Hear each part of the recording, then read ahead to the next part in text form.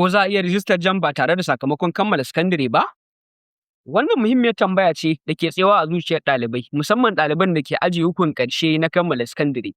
Suna so su rubuta jarrabawar jamb, ya zamanto cewa ba su shekara guda a gida ba, kasancewar idan an rubuta jamb ana ɗaukan kusan shekara guda ana processing kafin a samu admission a shiga jami'a, yadda su kuma suke shekaransu ta ƙarshe ta kammalawa.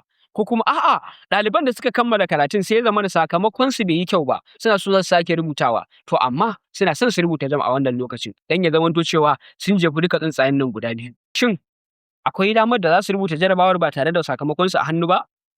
Amsar ita ce akwai wannan damar.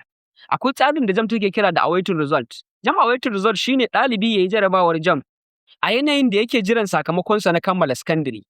Ma'ana nekonsa bata fito ba, WAEC bata fito ba, NAPTEP bata fito ba ko MBAS. Sai ya rubuta jarrabawarsa ta jamb da tsarin awaiting result, yana bayyana wa jamb cewa zai kawo wannan sakamakon, zai ɗora mata shi idan ya fito. Wannan shine akwai wannan tsarin da ake kira jamb awaiting results, kuma ɗalibai za su iya amfanan shi, za su iya zuwa CBT center su rijista ba tare da all level results ba. Allah ya bamu sa'a, ya bamu nasara.